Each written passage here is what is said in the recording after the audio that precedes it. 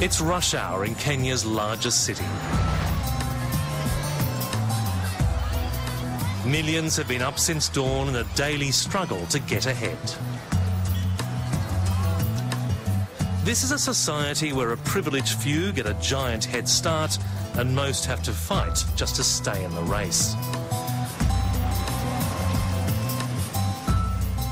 We're meeting some children who've been left behind. I think there are some kids there. Over the road there? Yeah. Okay. All right, let's walk over. Henry Kangete has no trouble finding homeless kids. As a teenager, he spent 7 years sleeping on the streets. This is where you used to come, Henry? Yeah. What would you do here? I was coming here to beg for money sometimes.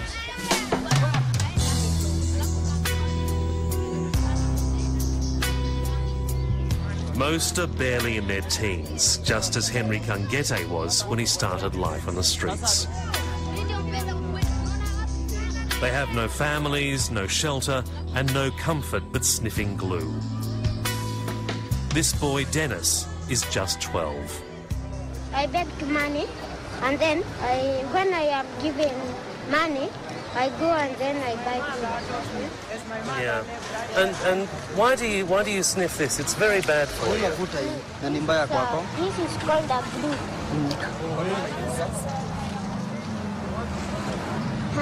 No, this is not good. Not good.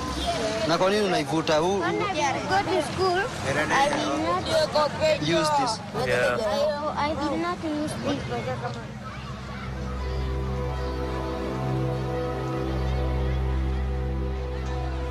There are thought to be more than 120,000 homeless children in Nairobi.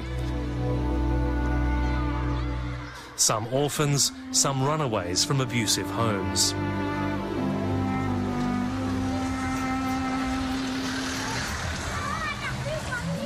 It's part of the great tragedy of African aid. For decades, foreign lending bodies like the IMF and World Bank have showered money on the continent to build prosperity.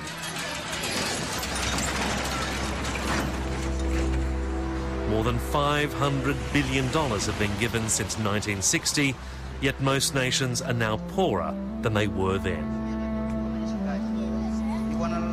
Children like this still have to save themselves. But where grand schemes have failed, some small projects are getting through.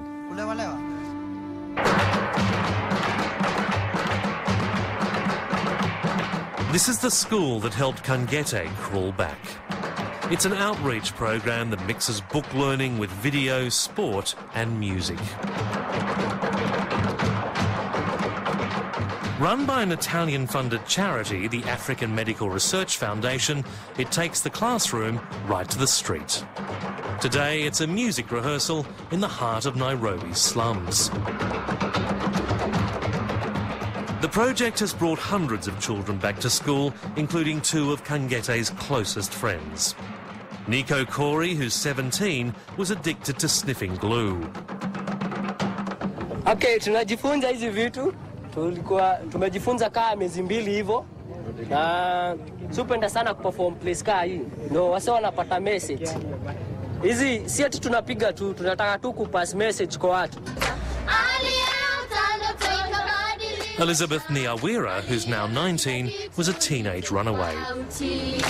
Na niza kupiga yenyewe, by the way. Na nipoa, jota si tulikuanga mtaani, tulikuanga base. Lakini tukaanza hii group ya kucheza madebe na nimewa welcome hata nyi wote huko aido huko unaweza kama mtujoin.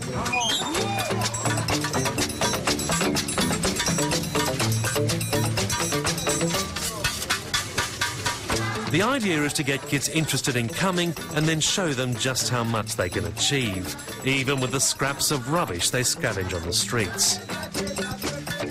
Then they spread the message to others.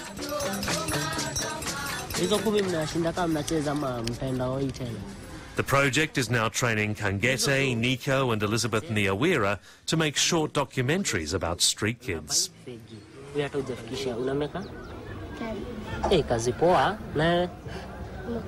Makanika. Unafikiria As former street kids, they have an instant connection with the children they meet. lazima uache story za mtaa hivyo. Si kitu poa, si tumepitia hapo. Si tumepita. Tuko mpaka tunavuta gam, mashada. Na utajua ukianza venye umeambiwa. Mtu wajuangi. Lakini utajipata ushaanza kuvuta, ubishte yako anavuta, unalala nje. While they're still learning the craft, they believe they'll be able to show things outsiders can't. I don't think that, like you can come here and make a documentary trying to talk about life in the slum. You have never experienced. We have slept outside, and you've never. And even if you've ever, it is maybe in a club. That's not outside. No, I can tell you what I've been facing, and what the other kids are facing.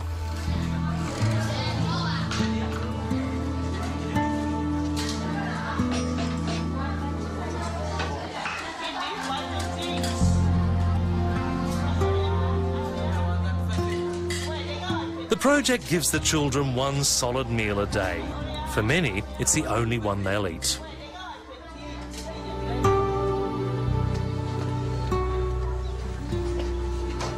Elizabeth Niawira, who now lives with her aunt in a small house in the slums, can't understand why so little aid money has trickled down.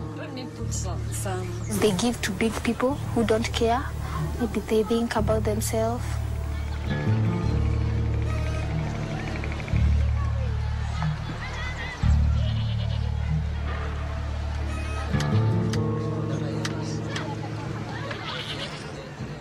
Africa, of course, has a long history of squandered aid. Billions of dollars stolen by corrupt politicians and wasted in bureaucracy. And many people here ask not only where's the money gone, but why the world keeps giving it to the same people who keep stealing it. Well, armed with their cameras, Nico, Henry and Elizabeth got to take those questions right to the top.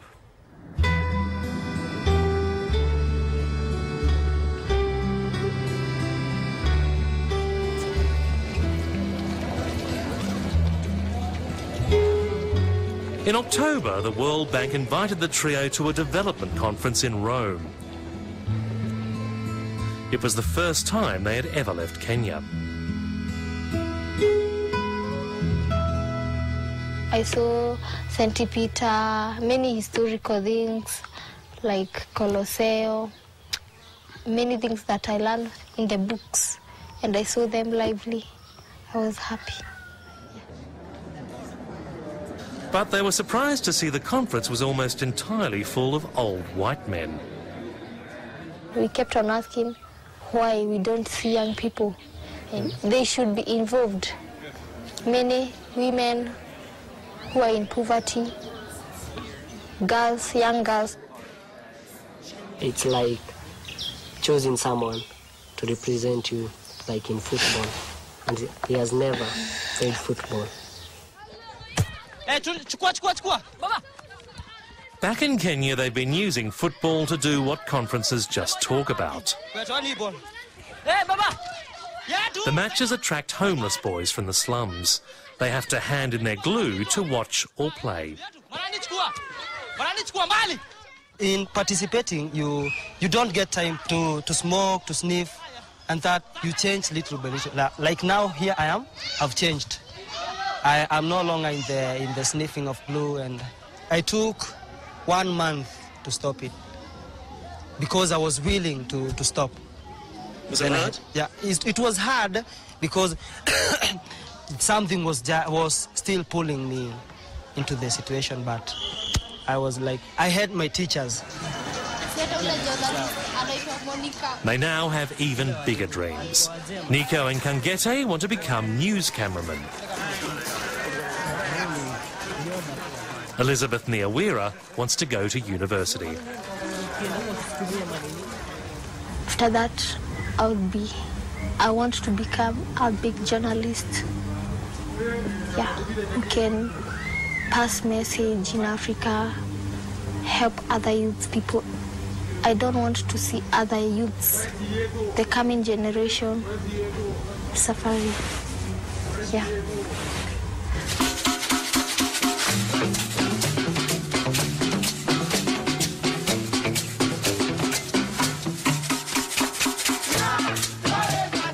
The project is run by people who know firsthand what poverty is and what homeless young people really need.